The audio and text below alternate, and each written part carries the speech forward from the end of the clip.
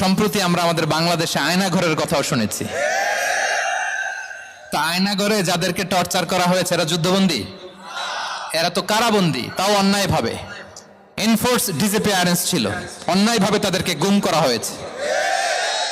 অন্যায়ভাবে বছরের পর বছর যাদেরকে এভাবে কষ্ট দেয়া হয়েছে, ফ্যামিলি থেকে দূরে রাখা হয়েছে, কিয়ামতের দিন তাদেরকে আল্লাহ জালেমের কাতারে দাঁড় করাবে। ইসলাম কারাবন্দীদের দূরের কথা, যুদ্ধবন্দীদের সাথে ভালো আচরণের কথা বলেছে। আল্লাহ বলেন ওয়ায়ুতঈমুনা আত-তাআমা আলা হুব্বিহি মিসকিনাও ওয়া ইয়াতীমান ওয়া আসীরা। বিশ্বাসীরা গরিব দুঃখীদের যেমনি খাবার খাওয়ায়, যুদ্ধবন্দীদেরও খাবার খাওয়ায়। প্রিয় ভাইরা, খুব বরকতময় একটা সময় আমরা কাটাচ্ছি। রবিউল আউয়াল মাস, এটা মিলাদুন নবীর মাস, সিরাতুন নবীর মাস, বিষ্ণু ইসলামের সিরাত আলোচনার মাস। পুরো মাস জুড়ে আমরা বিষ্ণু ইসলামের আসিরা আল আতেরা, বরকতময় সিরাত নিয়ে, মিলাদ নিয়ে আমরা আলোচনা করে থাকি।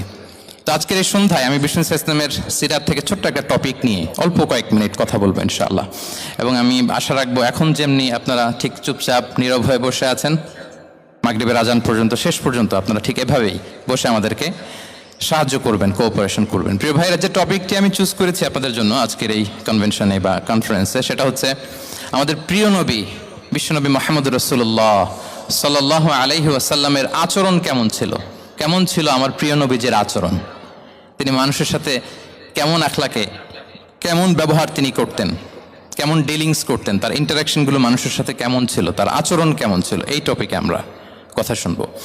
আমরা যদি কোরআনকে জিজ্ঞেস করি যে কোরআন তুমি বলো তো বিষ্ণু ইসলামের আচরণ কেমন ছিল, আমার নবীর আখলাক কেমন ছিল, ব্যবহার কেমন ছিল, কোরআন খুব প্রিসাইজলি আমাদেরকে জানায় এবং বলে যে ওয়া ইন্নাকা লাআলা খুলুকিন আযীম, and verily you are on a very good standard of character।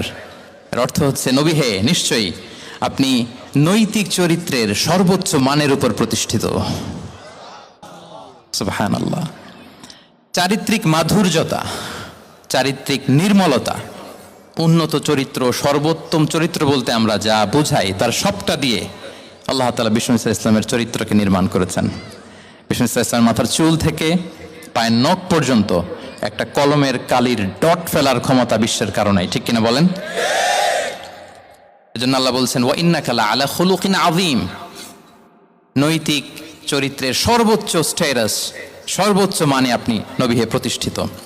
এবং তিনি বলতেন ওয়া ইন্নামা বুইসতু লিউতাম্মিমা মাকারিমাল আখলাক, আমি উত্তম আচরণের পূর্ণতা দান করার জন্য এই পৃথিবীতে এসেছি। উত্তম চরিত্রের পূর্ণতা দিতে, চারিত্রিক পূর্ণতা দিতে, বিশ্ববাসীকে উত্তম চরিত্র শিখাবার জন্য এই পৃথিবীতে এসেছি। বিষ্ণু ইসলামের চরিত্রের চাইতে সুন্দর চরিত্র এই পৃথিবীতে কারো কি হতে পারে? আমরা তো আমাদের নেতাদের চরিত্রের ব্যাপারে বলি আমার নেতার চরিত্র ফুলের মতো। আসলে কোথায় কি বলতে হবে এই সেন্সটাই আমাদের নাই। আল্লাহু আকবার। বিষ্ণু ইসলামের চরিত্রের ব্যাপারে স্বয়ং আল্লাহ তাআলা সার্টিফাই করেছেন। এবং আম্মা জান আয়েশা রাদিয়াল্লাহু তাআলা আনহাকে যখন জিজ্ঞেস করা হতো যে হে আম্মা, আপনি বলেন তো আমাদের নবীজির চরিত্র কেমন ছিল, কাইফা কানা খুলুকু রাসূলিল্লাহ, কেমন ছিল নবীর চরিত্র, সাহাবারা বড্ড আগ্রহ নিয়ে জিজ্ঞেস করতেন। তো আম্মা জান আয়েশা বলেছেন কানা খুলুকুহু আল কোরআন, বিষ্ণু ইসলামের চরিত্র ছিল কোরআনই চরিত্র। কোরআনে যা করতে বলা হয়েছে, যা করতে বারণ করা হয়েছে, তা প্র্যাকটিক্যালি বিশ্বনবীর জীবনে সেটা করে দেখানো হয়েছে। এবং তিনি বলতেন ইনদামা রাসূলুল্লাহ সাল্লাল্লাহু আলাইহি ওয়াসাল্লাম ইয়ামশি আলাল আরদ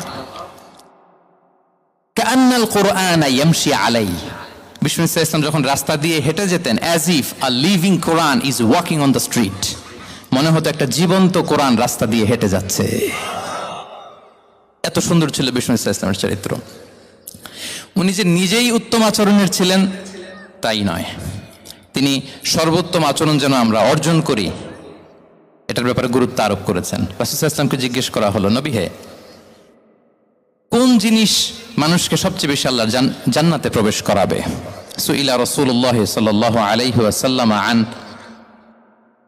আকসারি মা ইউদখিলুন নাস আল জান্নাহ, জিজ্ঞেস করা হলো নবী কোন জিনিস মানুষকে বেশি জান্নাতে ঢুকাবে? বিষ্ণু বললেন তাকওয়াল্লাহ ওয়া হুসনুল খুলুক, এক হচ্ছে আল্লাহর ভয়, আরেক হচ্ছে সুন্দর আচরণ। সুবহানাল্লাহ। তাহলে এই হাদিস থেকে বুঝলাম যারা বেশি নামাজ পড়বে তারা বেশি জান্নাতে ঢুকবে নাকি?